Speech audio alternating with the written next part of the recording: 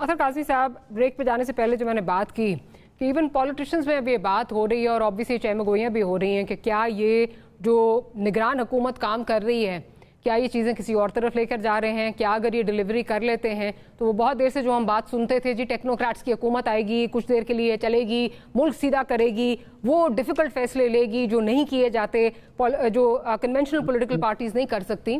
तो ये उस तरफ चीज़ें तो नहीं जा रही कि अगर इस वक्त जो एक आम पाकिस्तानी का बेसिक मसला है, सबसे बड़ा मसला वो महंगाई है, अगर कहीं से ये डिलीवरी हो जाती है तो क्या फिर जो मेन स्ट्रीम पॉलिटिकल पार्टीज़ हैं वो कहीं बैक सीट ले लेंगी या लोग उनमें जो है सिस्टम में बिलीव करना छोड़ देंगे? देखिए, ये सिलसिला अभी नहीं शुरू हुआ, ये सिलसिला 2 सूबों में काफी अरसे से शुरू है। आपको पता है यहाँ पे कितने माह पहले इंतखाबात होने थे, इंतखाबात नहीं हुए, और वहां पे इसी किस्म का एक केयर टेकर सेटअप चल रहा है जिसकी कोई लेजिटिमेसी नहीं है, जिसका कोई आईनी जवाज नहीं है। वो अपनी आईनी मुद्दत पूरी कर चुके हैं, सुप्रीम कोर्ट का फैसला आ चुका है कि इंतखाबात होने, लेकिन नहीं हुए।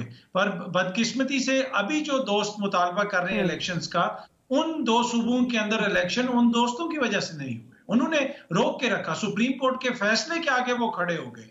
तो इसीलिए उस वक्त हम ये कहते थे कि अगर आप आज 2 सूबों के अंदर ये करेंगे तो कल वफाक के अंदर ये होगा। जब एक दफा आप आइन को इस तरह पसे पुश डाल देंगे तो ये रीत चल पड़ेगी, फिर ये खत्म कहां पे होगी वो फिर कोई नहीं बता सकता। और उसी चीज को अब हम देख रहे हैं कि वफाक के अंदर ऑल दो की ये जो निगरान सेटअप है ये इन तमाम जमातों की मुशावरत से आया है। आज काकड़ साहब अगर इस सीट पे बैठे हुए हैं तो उनको किसी और ने नहीं बैठाया, उनको राजा रियाज साहब और शहबाज शरीफ साहब ने बैठाया, वो खुद इनको बैठा के गए।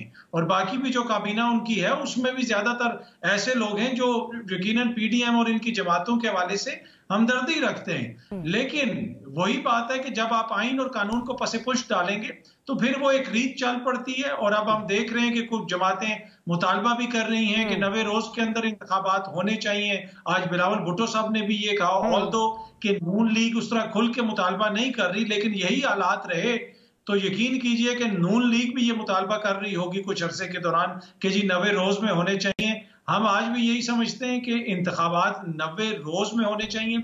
कोई निगरान हुकूमत, कोई टेक्नोक्रेटिक सेटअप वो पाकिस्तान के मसाइल को हल नहीं कर सकता।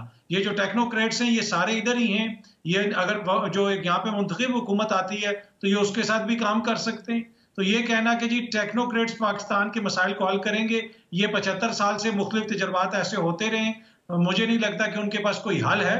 और हम यही उम्मीद करते हैं कि 90 रोज में इंतखाबात होंगे और जो भी इलेक्टेड हुकूमत आएगी वो अपना काम करेगी। अच्छा, खैर अब 90 में तो बड़ा मुश्किल है मेरा ख्याल है, again at the expense of reputation. जो काजी फाइज ईसा साहब आ रहे हैं और अदालत में जब केस जाएगा, काजी फाइज ईसा साहब किस तरह वो जो है वो उनकी अदालत फैसला देगी कि 90 रोज में इलेक्शंस ना हो, तो ये भी एक बड़ा सवालिया निशान है। बिल्कुल सवालिया निशान होगा। लेकिन इलेक्शन कमीशन ऑफ पाकिस्तान जिस डगर पे चल पड़ा है और जो डेट्स वो बात कर रहे हैं उससे तो यही लगता है कि एंड ऑफ जनवरी फरवरी में जो है ये, या मैक्सिमम जो है वो फरवरी तक जो है बात जा रही है। गो के लोग चहमगोइयाँ ये भी हो रही हैं कि आगे तक जा सकती हैं, इससे और मजीद आगे जा सकता है। लेकिन मैं ज़रा अज़ीज़ सिद्दीक साहब की तरफ चलती हूँ। अज़ीज़ सिद्दीक साहब, राजा रियाज साहब और शहबाज शरीफ साहब काकड़ साहब को बिठा कर तो गए हैं, क्या उठा पाएंगे? बहुत शुक्रिया। आपको किसने कह दिया कि राजा रियाज या शहबाज शरीफ उसको बिठा कर गए हैं? अतर काज़मी साहब कह रहे थे अभी।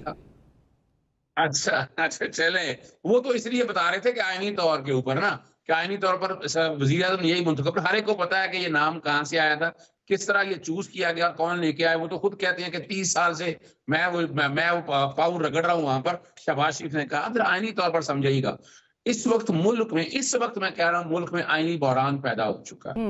वो कैसे कि सदर पाकिस्तान की आज मुद्दत मुलाजमत खत्म हो, मतलब ओहदे की मियाद जो है वो खत्म हो चुकी है। लेकिन आर्टिकल 44 कहता है जब तक नई असेंबली, नया सदर मुंतखब नहीं हो सकता तब तक ये ओहदे पे रहेंगे। सिद्दीक साहब, पता कराने की माफी, आपको पता है ना कि उन्होंने अगले 6 महीने का प्लान भी अपने स्टाफ से मांग लिया कि मेरा स्केड्यूल क्या है, तो उनको भी ये जाते हुए खुद नजर नहीं आ रहे, वो जाते हुए, वो अपने आप को जाते हुए देख नहीं रहे। अच्छा नहीं, वो तो देखिए याद रखिएगा वो शेड्यूल तो बनाना ही है। अब वजह है कि मैं यही एक बात ऐड करता चलूं, मैं सेक्शन 57 को मैंने पिटीशन मुकम्मल कर ली है। कल मैं चैलेंज कर रहा हूँ सुप्रीम कोर्ट में कि इलेक्शन कमीशन का इख्तियार कोई नहीं, सदर ने डेट देनी। अब एक और बड़ा है, मैं आपका बहुत बड़ा बहरान रखने लगा हूँ। सेनेट आपको पता है कि 6 साल के लिए आती है, 3-3 साल के लिए आधा टेन्योर है। मार्च में वो सेनेट के आधे मेंबर रिटायर हो जाएंगे, आधी सेनेट आपकी खाली हो जाएगी।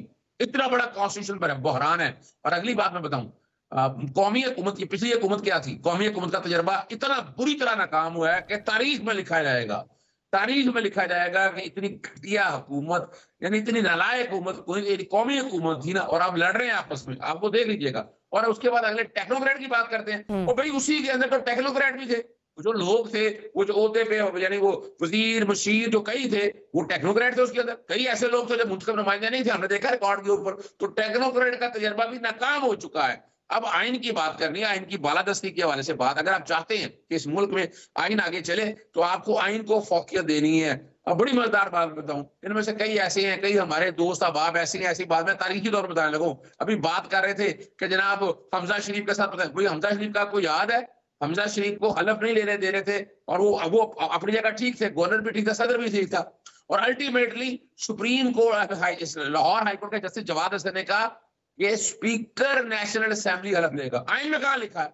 ये रीराइट नहीं हुआ, ये कबूल है उनको। वजह क्या है कि वैक्यूम नहीं ले सकता, तशरीह करनी है हमारी कोर्टों ने, कोर्ट ने तशरीह की। और अगर ये आर्टिकल 63 में बड़ा शोर डालते हैं ना कि तशरीह हो और रीराइट का, ओ भाई ये रीराइट अगर मानना है तो ये मानना पड़ेगा, कहीं नहीं लिखा हुआ। चैलेंज करता हूं, बताएं कि जनाब जो हलफ लेना था, हलफ लेने के हवाले से कहां लिखा था, और चुप करके ये हलफ जाओ। मैं इसको कहता हूं ठीक हुआ, जो कि वैक्यूम था। इसी तरह आर्टिकल 63 की तशरीह मैंने जो आर्गू किया हुआ, मैंने बहस किया, मैंने तो याद नहीं है जब मिसाके जमहूरियत किया था क्या हुआ था, जुल्फकार अली भुट्टो के दौर में, जब 3 वजीर आजम ऊपर तले घर भेज दिए गए थे, तो उस वक्त ये बैठकर तय हुआ था कि ये फ्लोर क्रॉसिंग को और डिफेक्शन को रोकना है। और अपना मिसाके जमहूरियत में ये बात चीज तय थी। मैंने मिसाके जमहूरियत की मुतलका क्लॉजेस सारी वहां पढ़ी है। अब क्या है, अब बड़ी सीधी सी बात है, बॉल फिर अब सियासतदानों के कोर्ट के अंदर है। ये आखिरी मौका है इनके पास।